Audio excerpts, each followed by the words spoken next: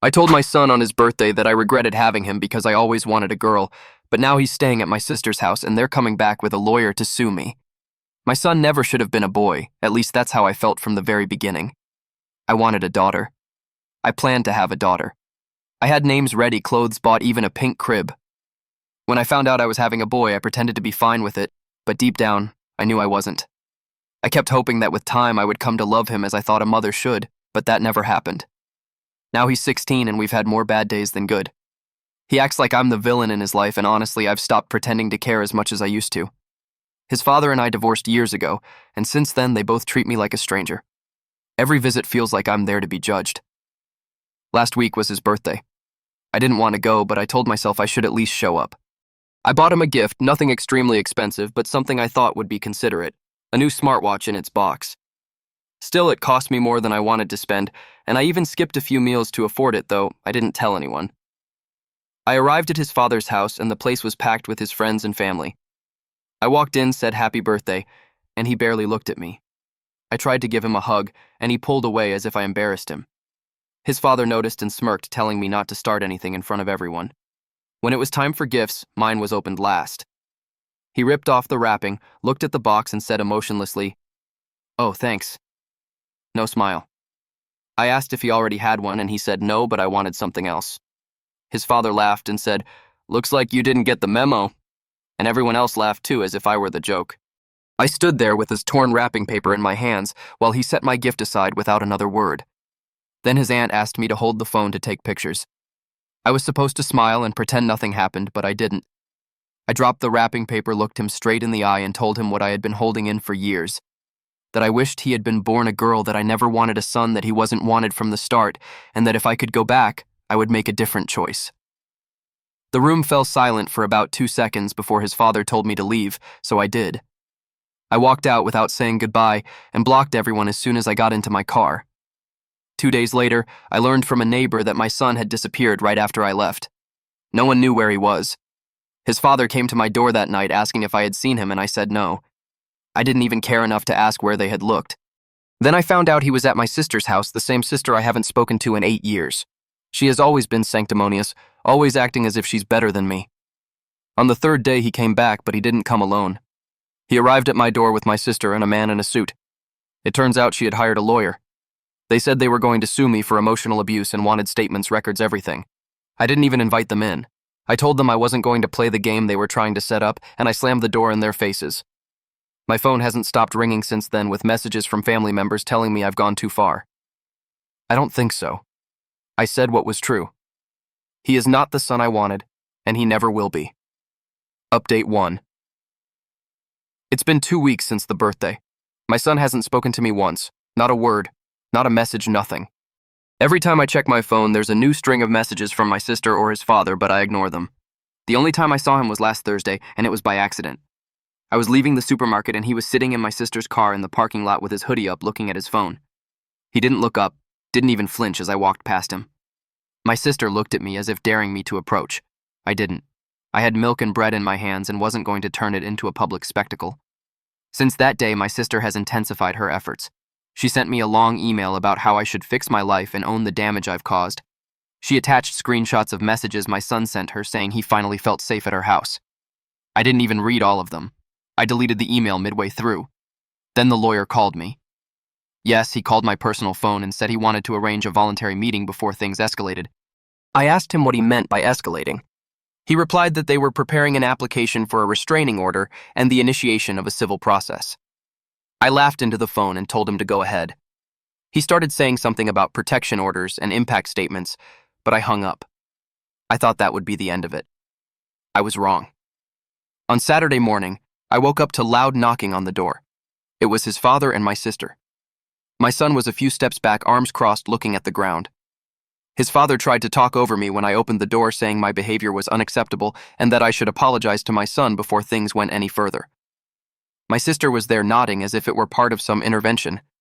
I told them I wasn't going to apologize for telling the truth, that I didn't want a son, and that wasn't going to change. My sister started lecturing me about how I was damaging a minor for life. I reminded her that he's no longer a child. He's 16, old enough to give me the attitude he's been giving me for years. She called me heartless. I told her to get off my property. They didn't leave immediately. Finally, my son spoke. He said, "Are you going to regret this?" And he turned back to the car. I didn't answer. Later that day, I received a letter from the lawyer in the mail. It said they would proceed with the case and that I should seek legal representation. I threw it in the trash. I don't have the money or the interest to play their game. If they want to fight, let them waste their time and money. Now the rest of the family is taking sides. Some write to me saying I went too far. Others say they understand me, but none publicly stand up for me. My mother called once and told me to sort things out before it was too late. I asked her, "Too late for what?" "For you to ruin your life," she replied. "Right now I'm sitting in my kitchen with the blinds closed. I don't want to see them coming into my driveway again. I don't want to see my sister's smug face or my son's fake attitude. I feel like they're cornering me, waiting for me to give in. I won't."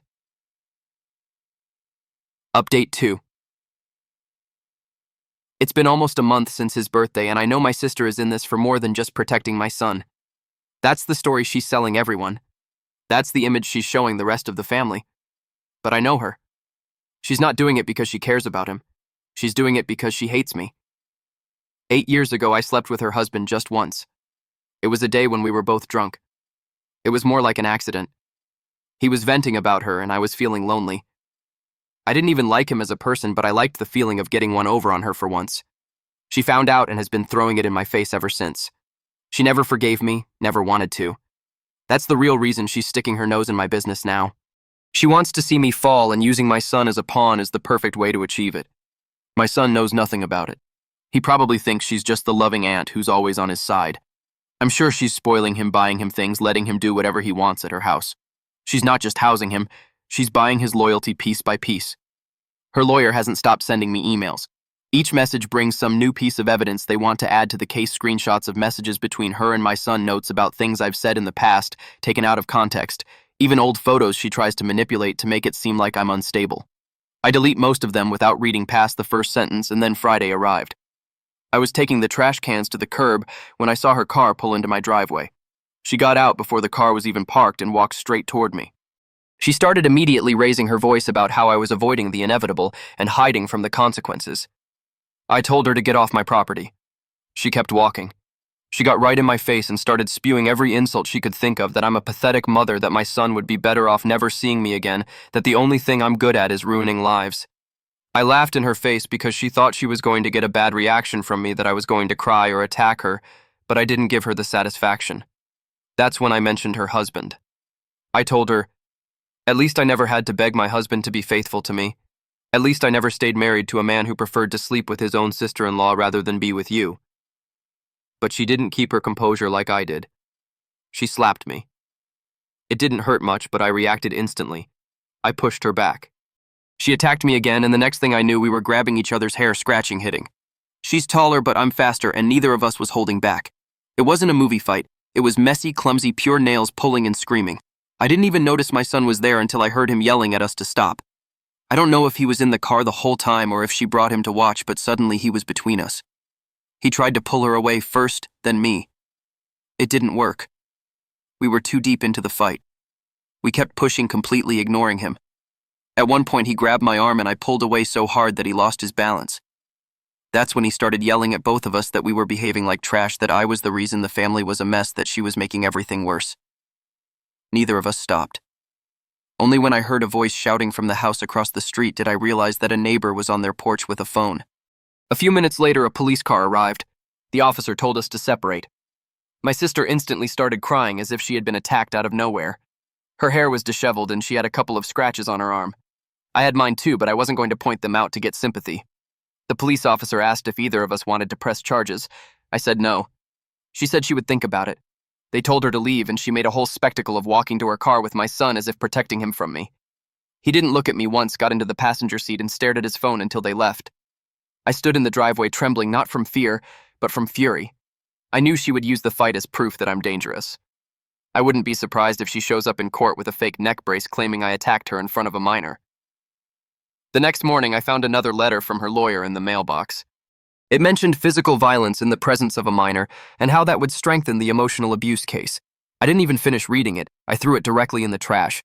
Now the rest of the family treats me like I'm toxic. A couple of cousins wrote to me saying they heard I attacked my sister. My mother is completely on her side now, saying she's protecting my son. My father doesn't get involved. Half the people I've known in my life ignore me. The other half send me messages saying they can't believe what I did. I know how this is going to end. She'll keep him at her house. She'll keep poisoning him against me. She'll keep pushing the case until it goes to trial or I give up. She'll have her public victory and tell everyone she saved them from me. And he'll believe her. Maybe it's easier for him to stay there. At least that way I won't have to keep looking him in the face and pretending to feel something I don't. But if my sister thinks I'm going to beg, she's crazy. Update 3. Last Monday I woke up to 10 missed calls and I don't know how many messages. My phone wouldn't stop vibrating with messages from cousins, former coworkers, and even a neighbor I barely speak to. They were all sending me the same link.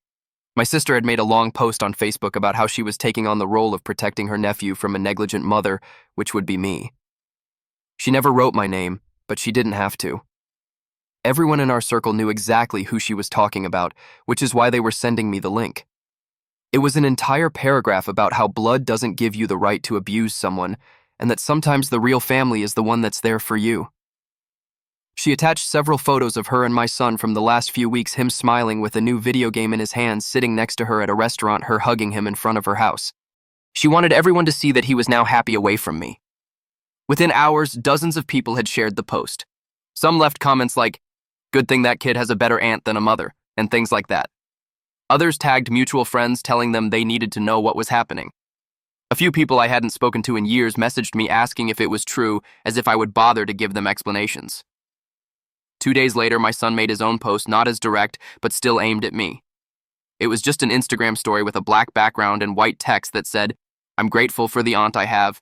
Not all fruits from that tree have come into this world rotten." On Wednesday, I ran into them at the pharmacy. I was in line with my prescription in one hand and a basket of other things in the other.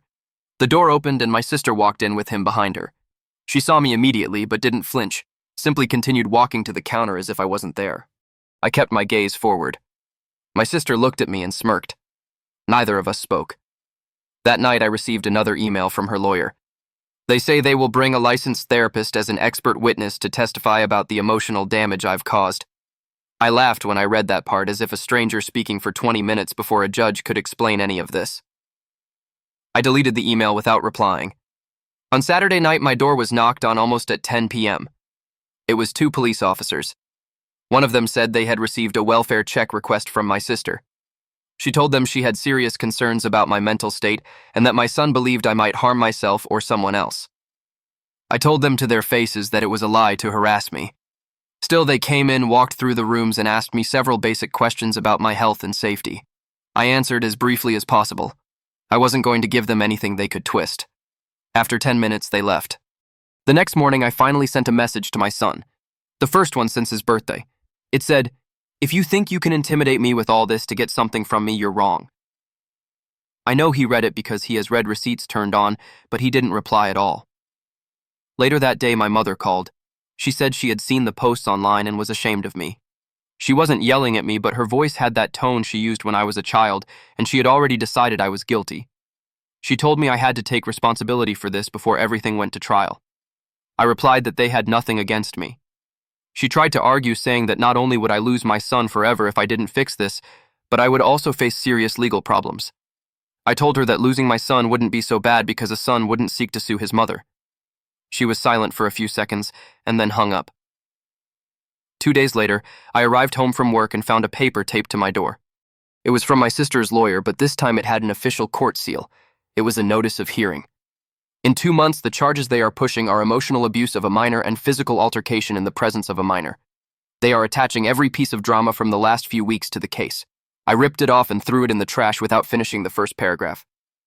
Since then, I've noticed more people treating me differently in public.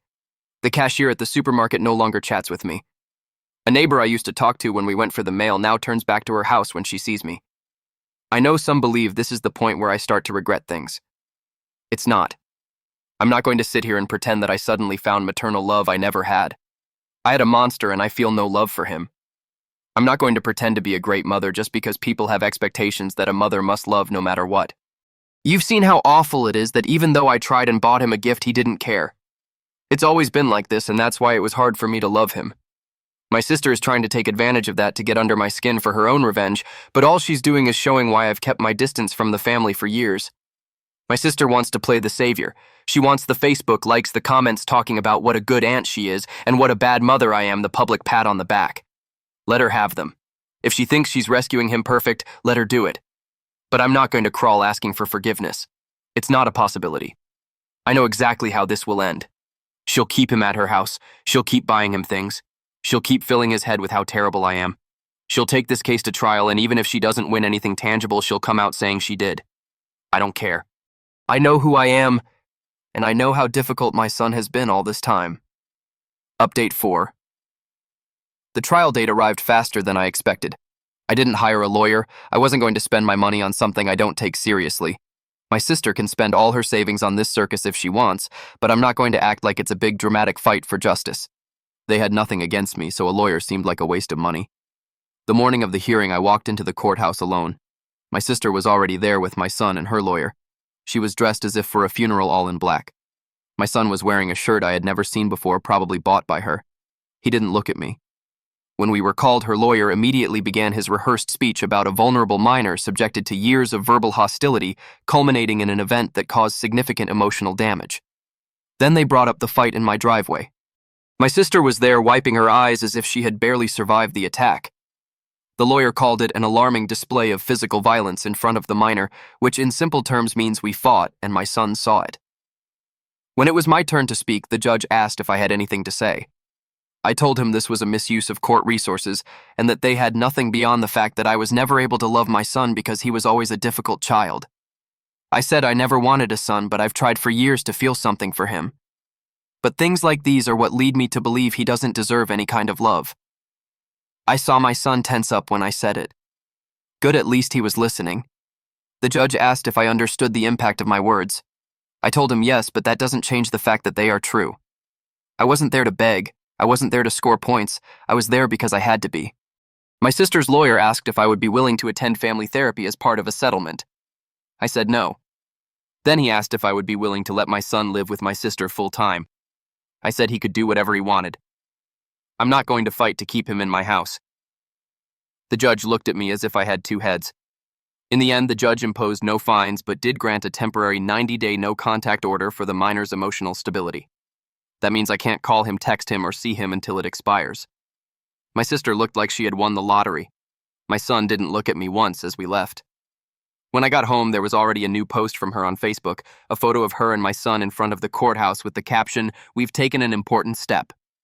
Dozens of comments praising her, people calling her an angel and the kind of aunt every child deserves.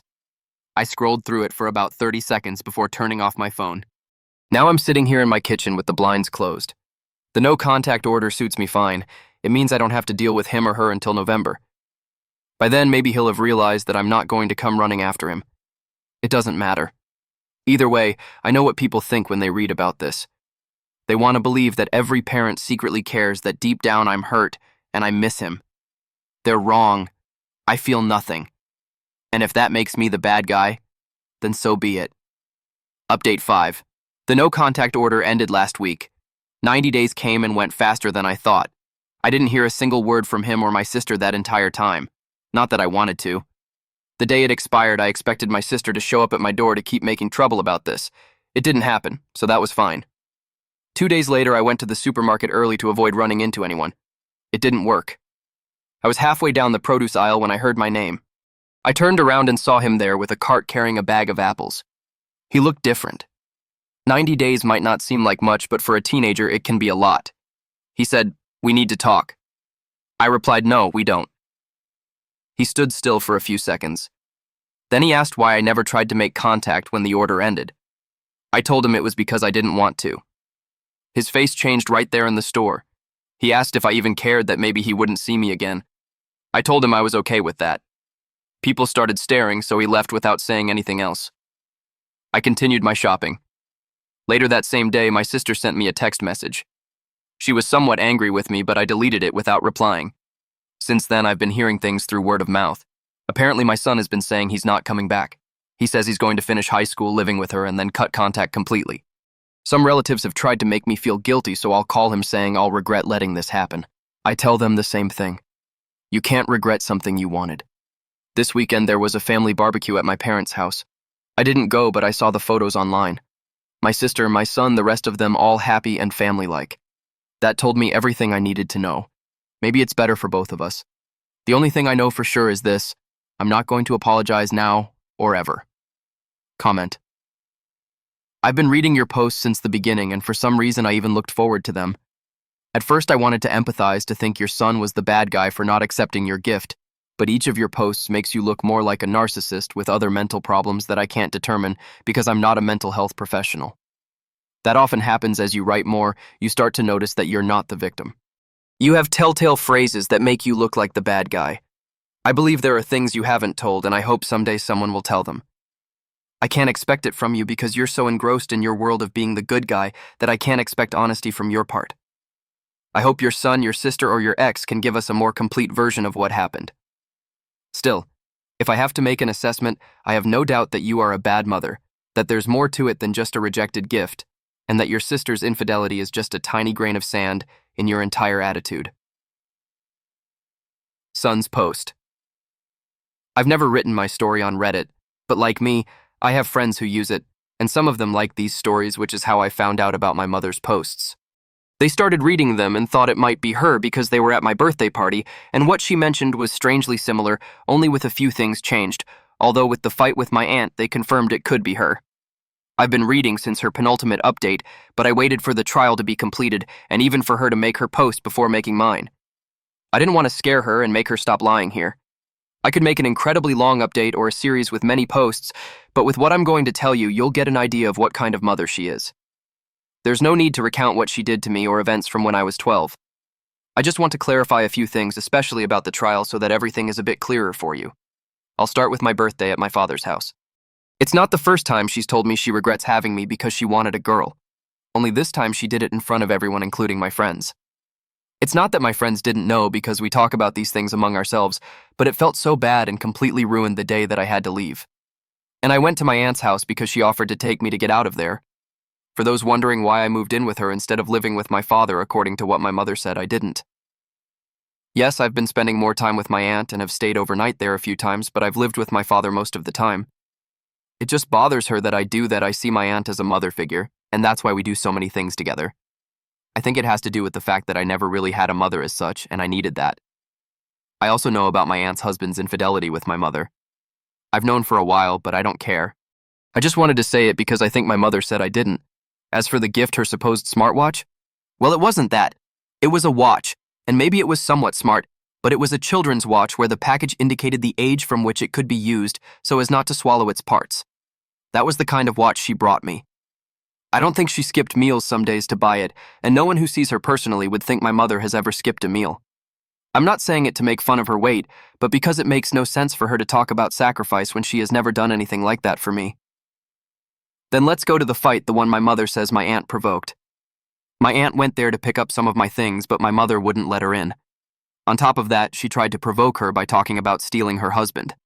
Of course, it wasn't in the order she mentioned, but my mother likes to lie to make herself look good, and that's what she was aiming for with her post. My aunt wasn't even the first to hit. It was my mother when she didn't get the reaction she expected from her sister.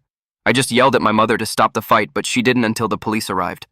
That's why my aunt was offered to press charges, because even the neighbors saw the beginning when they heard the screaming. My aunt did, but my mother wasn't arrested. She just faced some legal consequences that we later used in the trial. The trial wasn't a simple trial to keep my mother away for a while. It was a trial because my aunt, my father, and I were tired of her. That's why my aunt helped my father sue my mother for all the years of neglect I endured having shared custody. I don't know why my mother asked for it and was granted it, but it was a mistake and we sought to correct it. So the judge took it away from her and also ordered as punishment that she pay child support to my father, which would apply if she had never been granted shared custody. There was no restraining order, so I don't know what my mother was referring to with the 90 days. It might be when she finally made the full payment that the judge determined as compensation, which finally brings us to that encounter at the supermarket where I was alone. My aunt was a bit sick and I offered to do her weekly shopping. Up until that point, we had had some encounters with my mother, but I was with my aunt, or avoided getting close to her. This time she did, and it was to attack me because I made her lose a good amount of money. She told me again that she never wanted me and that she would never be a mother to me. I'm fine with it because I never asked to talk to her or have contact. I've been through a lot with that woman, so having her in my life is the last thing I want. This is already long enough as it is, and recounting past events would make it incredibly extensive. I think this serves to give you an idea of what my mother is like. Comment. I knew it, and I needed it. I needed the son's version of events. Yes, your mother is even worse than I had imagined. M.